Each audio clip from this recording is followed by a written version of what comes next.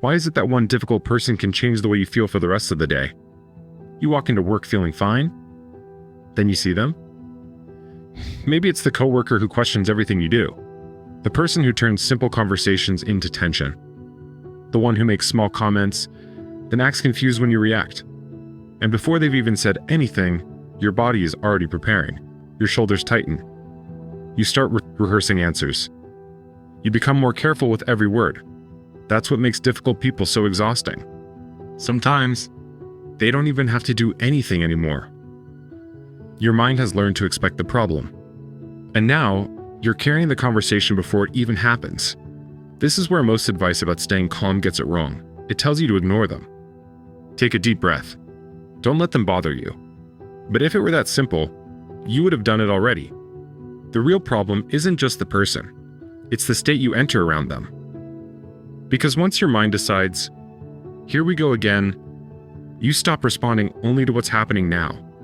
You start responding to every previous conversation too, the interruption from last week, the sarcastic comment from yesterday, the meeting where they embarrassed you, the message you replayed all evening. It all arrives at once. One person is standing in front of you, but your nervous system is arguing with 10 different versions of them. That's why the reaction can feel bigger than the moment. And this is where Stoicism becomes practical, not by pretending the past didn't happen, but by refusing to let the past answer first. Epictetus taught that between what happens and how we respond, there is a judgment, a meaning we attach to the moment, and difficult people often gain power because that judgment happens automatically. They're doing it again. They're trying to disrespect me. They're going to twist this. I need to stop this before it gets worse. Maybe you're right. But notice what those thoughts do? They create urgency. And urgency makes you easier to control. So the next time you're around someone difficult, try something different. Before asking, how do I deal with this person? Ask, what is actually happening right now? Not last week. Not what you think they're about to do. Right now. Maybe they made a disrespectful comment. Good. Now you have something real to respond to. Maybe they interrupted you. Now you can address the interruption. Maybe they asked a normal question and your body reacted because of the history. That matters too, because calm begins when you separate what happened from what you expected to happen. That separation gives you options. Imagine a coworker walks toward your desk. Immediately you think, here comes another problem. Your body tightens. Before they even speak, you're ready to defend yourself. Then they say, did you finish the report? A simple question. But because of the history you hear accusation, you answer sharply. They react. And suddenly, the conflict you expected becomes real. This is how difficult relationships become self-sustaining. Not because the other person is innocent, but because eventually, both people begin reacting to the pattern before the present moment has a chance. The Stoic tries to interrupt that, not for them, for yourself. You stop giving yesterday permission to speak first. Here's a simple practice. When you feel yourself tense around someone difficult, mentally name 3 things. What happened? What I assumed? What I choose next? For example, what happened? They questioned the deadline. What did I assume? They're trying to make me look incompetent. What do I choose next? I'll answer the actual question calmly. That doesn't make you passive.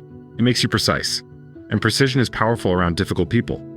Because difficult interactions thrive on emotional blur, tone, history, assumptions, old resentment, future fears. Everything gets mixed together. But when you separate the pieces, you become harder to pull. You can still set a boundary. You can still disagree. You can still say, please let me finish. Or, that's not what I said. Or, I'm not continuing this conversation in that tone. But now, you're responding to something real. Not fighting every past version of the person at once. Marcus Aurelius repeatedly brought his attention back to the present task. Not because people around him were easy, they weren't. But because the present moment is the only place where your judgment still belongs to you. That is the quiet shift. You may not be able to make a difficult person easier. You may not be able to stop every comment, every interruption, every attempt to provoke you, but you can stop carrying them into the room before they arrive. So the next time you see that person, and feel your body prepare for battle, pause. Ask, what is actually happening right now? Then separate it. What happened? What I assumed? What I choose next? Because staying calm around difficult people doesn't mean trusting them. It doesn't mean forgetting the pattern. It means refusing to let the pattern make every decision for you. And once you can do that, they may still be difficult, but they no longer get to live in your mind before they've even said a word. If this helped you see difficult people differently, subscribe. Every video is designed to help you protect your peace, think clearly under pressure, and become harder to control without becoming harder to be around. And if you haven't watched When Someone Tests Your Calm, do this. Watch that next. Because sometimes the hardest person to stay calm around is the one who already knows exactly which reaction they're trying to get from you.